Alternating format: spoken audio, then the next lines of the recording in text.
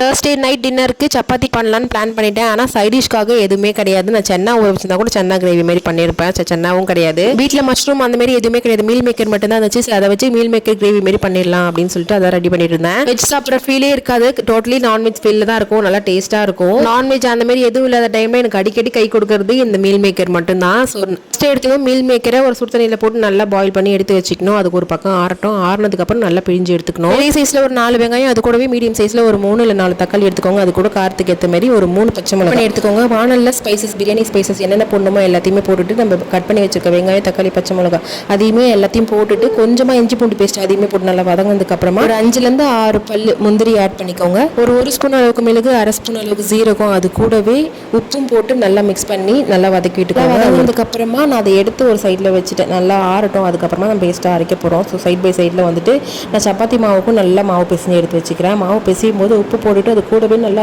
ஒரு 2 ஸ்பூன் அளவுக்கு எண்ணெய் போட்டு நல்லா பிசைஞ்சதுக்கப்புறமா நம்ம தண்ணி விட்டு பிசைஞ்சோம்னா அது நல்லா சாஃப்டாக வரும். நம்ம வெங்காயம், தக்காளி, பச்சை மிளகாலாம் வதக்கி வச்சிருந்தாலும் அது நல்லா ஆறி இருக்கும். ஸோ அதையுமே ஒரு திக் பேஸ்ட் நம்ம தண்ணி ஊற்றாமல் அரைச்சி எடுத்து வச்சுக்கலாம். அதே வானல்லே கொஞ்சமாக எண்ணெய் ஊற்றிட்டு கொஞ்சமாக காஷ்மீரி சில்லி, அது கூடவே காரத்துக்கு எப்போ காரத்தூள் போட்டுட்டு நம்ம மீன் மேக்கர் நம்ம பிழிஞ்சு எடுத்து வச்சிருந்தாலும் அதையுமே ஆட் பண்ணி நல்லா வதக்கி விட்டதுக்கு அப்புறமா கொஞ்சமாக ஒரு 2லேருந்து 3 ஸ்பூன் தயிர் ஆட் பண்ணிக்கோங்க.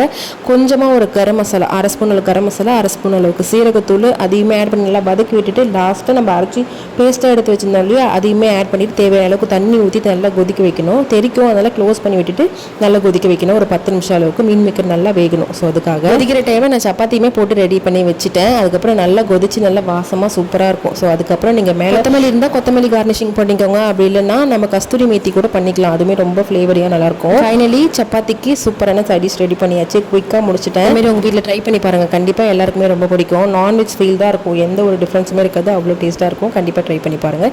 நெக்ஸ்ட் ஒரு வீடியோ பார்க்கலாம்.